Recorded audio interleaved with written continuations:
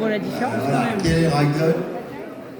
Alors voilà, quelle est pour vous la différence entre les deux, mesdames et messieurs? La taille et le gabarit qui est plus fort chez le ragdoll, hein? Oui, mais là, La c'est pas tête le est même. triangulaire, chez eux aussi. C'est le nez. Ils ont un nez droit et le nez romain. Alors, le nez romain et le nez droit. Je vois pas trop la différence entre les deux, là, hein, excusez-moi, mais... C'est un nez droit, ça, pour toi? Non, le nez romain. Ouais, légèrement. Alors, le nez romain, c'est quoi? C'est une petite bosse qui doit apparaître, qui est vraiment très légère sur l'arête du nez, hein, c'est ça, madame la juge? Ben vas-y, ne te mets pas trop dans l'enceinte. C'est vrai que tu serais... Mais si, non, monsieur.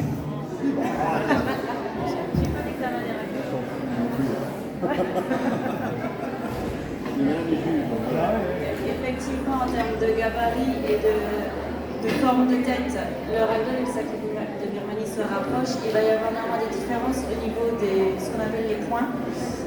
Ici, les points, c'est tout ce qui est couleur du cire, la tête, les pattes. Ici, on a du mid-head, parce qu'il a le bout des pattes blanches, un petit pointage à l'avant. Mid-head, voilà. À l'arrière, pareil. Comme chez le sacré de Birmanie, sauf que chez le ragdoll, le menton sera blanc. Chez le sacré de Birmanie, sera coloré. À l'arrière, ce qu'on va appeler le bandage chez le sacré de Birmanie, ici on aura des jarrets. Et à l'arrière des pattes, la proportion de blanc, on s'en fiche. Alors que chez le sacré de Birmanie, il y a une taille et une largeur à respecter. Au niveau de la tête, le profil du sacré de Birmanie, le nez romain, donc qui est une légère courbure sur le nez, le front qui est légèrement haut et arrondi, alors que chez le ragdoll, ici, le nez et le profil en toboggan.